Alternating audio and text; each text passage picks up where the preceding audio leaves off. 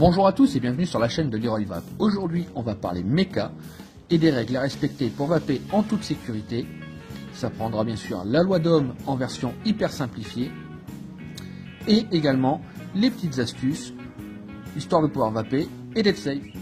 Alors comment fait-on pour connaître la décharge maximale de l'accu?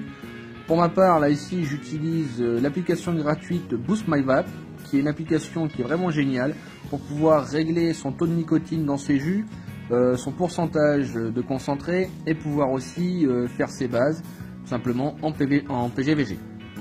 Là ici, ce qui nous intéresse, ce sera les tests de Mouch. Donc je sélectionne la taille de l'accu, la marque de l'accu. Donc ici, ce sera du Samsung. Je choisis le modèle qui sera du 25R. J'ai la valeur en milliampères. Je retrouve à la fin sur le test de Mouch la valeur du fabricant et la valeur testée, qui sera à 20 ampères. Je garde toujours la même taille. Je change de marque, je passe sur du Sony. Je prends les VTC 5A.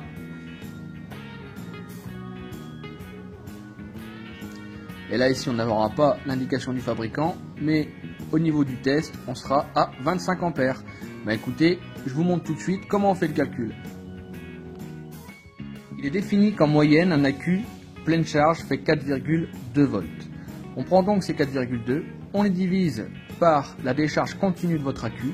Là ici pour ma part, j'aurai une résistance qui ne doit pas être en dessous de 0,21. Bien sûr, la vape en méca ne s'arrête pas qu'au calcul de votre résistance. Il faut aussi faire attention, pour ceux qui vapent en mode hybride, d'avoir le pin qui sort suffisamment. Tout simplement parce que le mode hybride, c'est quoi? C'est un trou sur lequel on vient visser la taupe et le pin est directement en contact avec le pôle positif de votre accu. Si le pin ne sort pas assez, il va y avoir un faux contact entre le positif et le négatif de votre atto, et là ça va faire mal. La qualité de vos wraps, si vous avez un wrap déchiré, un wrap abîmé, vous ne le passez pas sur méca.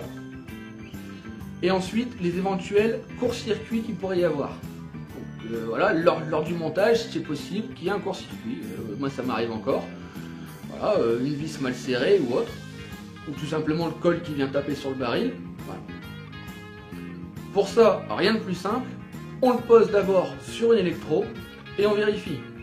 Donc déjà on aura la valeur de sa résistance et ensuite la box détectera s'il y a un problème au niveau des contacts. Voilà.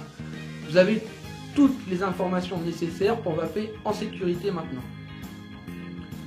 Si vous voulez des informations complémentaires sur les modes en série ou parallèle, n'hésitez pas à mettre ça dans les commentaires et dans ce cas-là je vous ferai une vidéo complète de la vape sur méca. Il me reste plus qu'à vous souhaiter une bonne vape. N'oubliez pas de liker, de partager, abonnez-vous et à bientôt.